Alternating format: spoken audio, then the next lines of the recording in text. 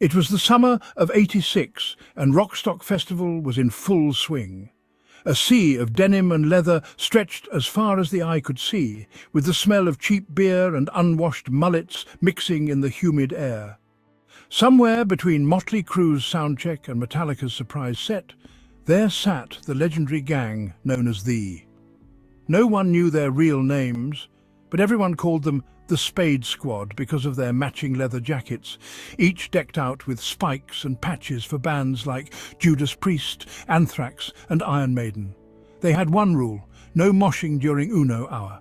And this wasn't just any Uno game, this was serious business. The gang gathered at their sacred table, a weather-beaten relic salvaged from a Kiss merch booth last year.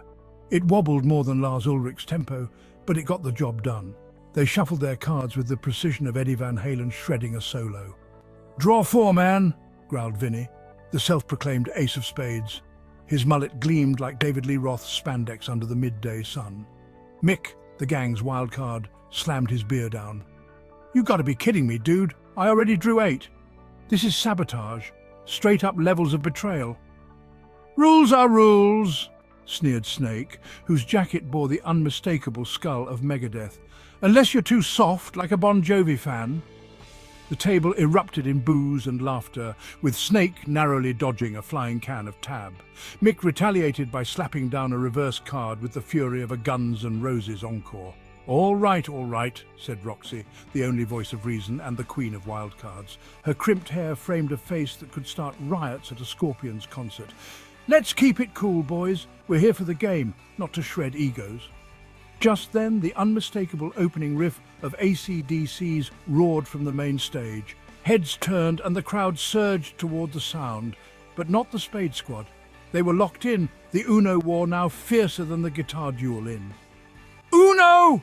screamed Slash, slapping down his second-to-last card. His triumph was short-lived. "Oh, no you don't," Roxy said, her smile sharper than Ozzy's bat-biting teeth. She slammed a draw 2, Snake piled on with a draw 4. "Y'all can't handle the metal!" Vinny howled, adding another draw 4. Slash's face fell faster than Def Leppard's drummer dropped sticks. "This is bull! Y'all are teaming up on me!" "Call it teamwork," Mick said with a devilish grin. "Or call it." As the game reached its climax, an unexpected figure approached. The festival's headliner, none other than Dave Mustaine himself. "What's this?" he asked, his raspy voice cutting through the chaos. "Uno, the most metal card game ever," Roxy replied without missing a beat. Mustaine nodded approvingly. "Mind if I join the next round? I've got a score to settle with Snake here. You still owe me a beer from '84. The gang erupted into laughter, Snake turning redder than a DEFCON 1 reverse card. The table shook as the final card was placed, a wild card by Roxy, who stood triumphantly. "That's how you do it, boys. Now let's catch before we miss their last set." As they packed up their cards and sauntered toward the stage, the Spade Squad left behind a legacy.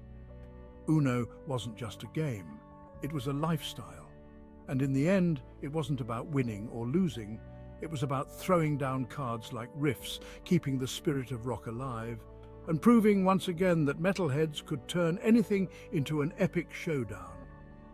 The crowd cheered as Sabbath hit the first chord of. The Spade Squad raised their beers, united by leather, laughter, and the most brutal game of Uno the festival had ever seen.